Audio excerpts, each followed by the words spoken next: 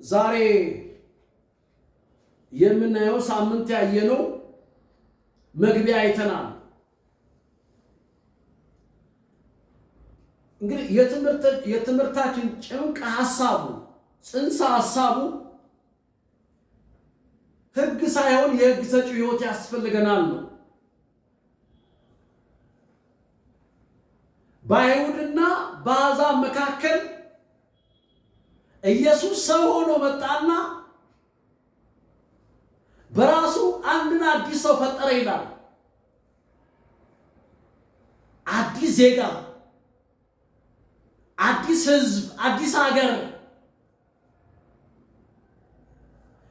ለእግዚአብሔር ብቻ የሆነ ሕዝብ። ስለዚህ የሕግ ሰጪ ሕይወት ያስፈልገናል፣ በእርሱ መኖር አለብን ነው። ሕግንና ጸጋን ቀላቅለን ክርስትና ወገቡ የተመታ እባብ ሆኖ ቁጭ አለ። ወይ አይሄድም፣ ወይ ወደ ኋላ ወይ ወደፊት አይሄድም። እባብ ጭንቅላቱ ሲመታ ነው የሚሞተው። ስለዚህ ዛሬ የምንመለከተው ምዕራፍ 1 ነው። ክፍል 1 ሕግ ምንድን ነው የሚለውን ስንመለከት የሕግን ምንነት፣ ሕግ ምንድን ነው በሚከተለው የመጽሐፍ ቅዱስ ክፍል በግልጽ ተቀምጧል። የምናነበው ክፍል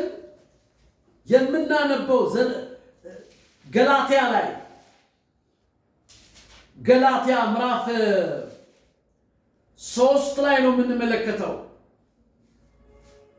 ገላትያ ምዕራፍ 3 ላይ እንደዚህ ይላል። ቁጥር 19 ላይ እንግዲህ ሕግ ምንድን ነው አለ። እንግዲህ ሕግ ምንድን ነው? ተስፋ የተሰጠው ዘር እስኪመጣ ድረስ ይላል። ተስፋ የተሰጠው ዘር እስኪመጣ ድረስ በመካከለኛ በመላእክት በኩል ስለ ሕግ መተላለፍ ተጨመረ ይላል።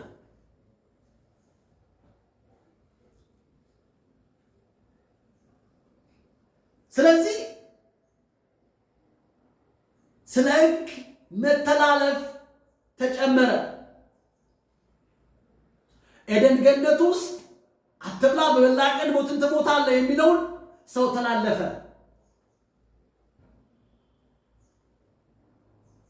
ከአዳም እስከ ሙሴ የነገሰው ትእዛዝ አለ።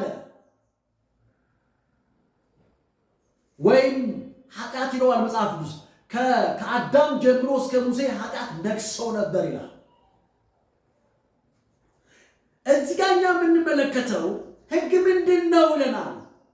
የተስፋው ዘር እስኪመጣ ድረስ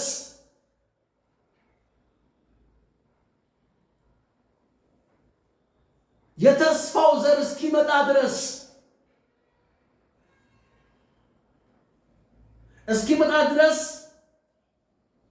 በመካከለኛ ሆኖ አገልግሏል። ማ ሕግ፣ ትእዛዝ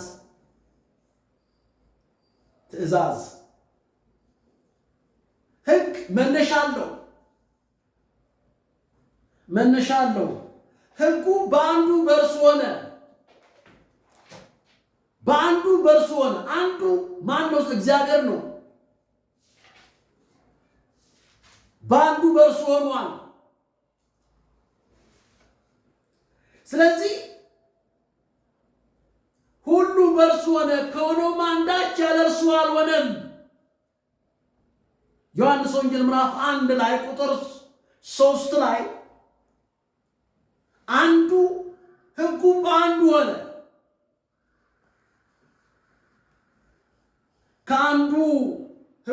ከአንዱ በእርሱ ሆነ።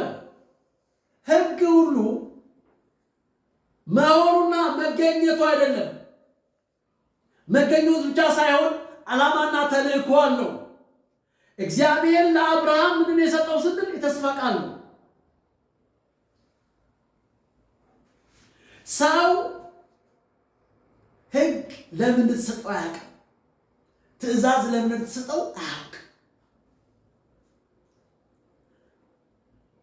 ተመልከቱ፣ ሕግንና ጸጋን ወይም ደግሞ የተስፋ ቃልና ትእዛዝን ቀላቅለን የተስፋ ቃል በሕግ አይወረስም፣ ማውረስም አይችልም።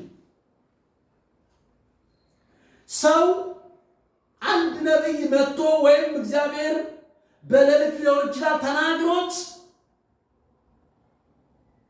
ተናግሮት የሚጠብቀው በተስፋ ቃል ነው እንጂ በሕግ አይደለም። ሕጉ መቅሰፍትን ያደርጋል። ሕጉ ውስጡ ምን አለ? ሕጉ በራሱ ቅዱስ ነው። ጻድቅ በጎ እንደሆነ እናውቃለን። ስለዚህ ሕግ ከእግዚአብሔር እንደተሰጠ ወይም እንደተሰራ የሰራው እግዚአብሔር ነው። እንዴት ሰራው? ለምን ሰራው? ማን ሰራው? ራሱ እግዚአብሔር ነው የሰራው። ቃሉ ነው የሚለው። ከየት መጣ ስል ከእግዚአብሔር አፍ ከአፍ ወጣ። ምን ብሎ መጣ? አትብላ በበላ ቀን ሙትን ትሞታለህ። ከዛ ደግሞ ቀጠልና ምን አለ ለሙሴ? ይህንን 10 ትእዛዛት ወስደህ ለሕዝብ ምን አለ? አስተምር። ሕጉን ለሙሴ አሰራሩን ለማ? ለሕዝቡ እንዲያስተምር። ምን አይነት አስተምሮ? ሙሴ መኮርኩም ማለት ነው። ዓይን ያወጣ ዓይኑን አውጣው፣ እጅ የሰበረ ቀንጥሰው እጁ። ምሕረት የሌለው ጸጋ የሌለው ርኅራኄ የሌለው ቅጣት የበዛበት። ስለዚህ ሕግ ከእግዚአብሔር እንደተሰራ ስናውቅ መሰራቱ ብቻ ሳይሆን ባህሪው ማንነት አለው። ግን ከዛ በፊት ቲቶ ላይ እንመለከታለን። አንድ ክፍል ቲቶ ላይ እናያለን። ቲቶ ላይ ስንመለከት በጣም ይገርመኛል ይሄ ቃል። እኔ ቲቶ ላይ ያለው ቃል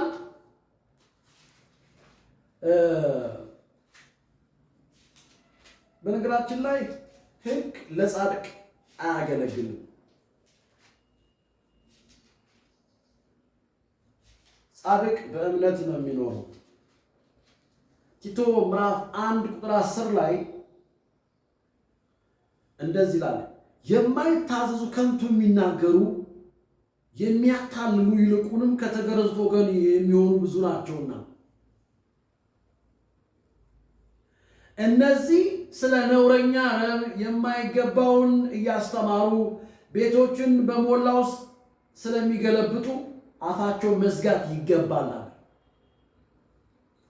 ቀጠለና እንደዚህ ያለ የገዛ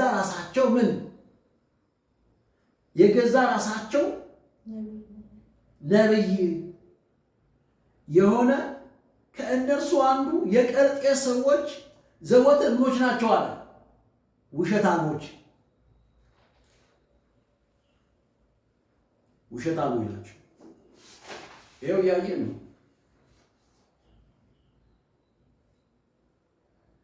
ስለዚህ ሕጉ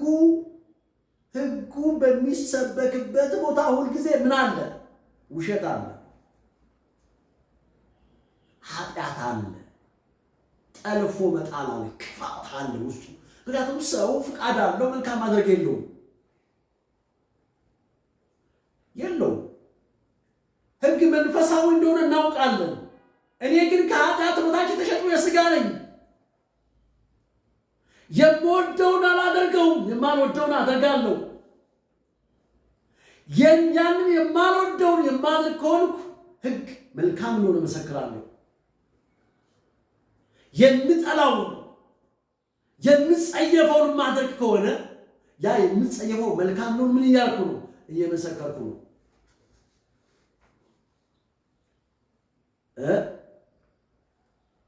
ለዚህ ነው መጽሐፍ ቅዱስ የሚነግረን ሕግ በሙሴ በኩል ይላል፣ ጸጋና እውነት ግን በኢየሱስ ክርስቶስ ሆነ ይላል።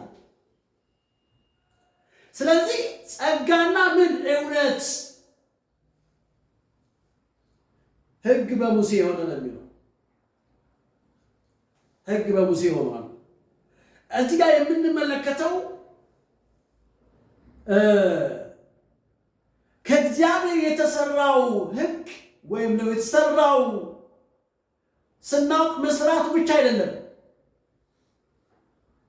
ባህሪ አለው፣ ማንነት አለው። ማንነት ከምን መጣ ከየት መጣ ለሚለው ሁለተኛው ክፍል ላይ እዛኛው መጽሐፋችን ላይ እናየዋለን። እዚህ ጋር ግን ማንነቱ ምን ነው? ሕግ ቅዱስ ነው።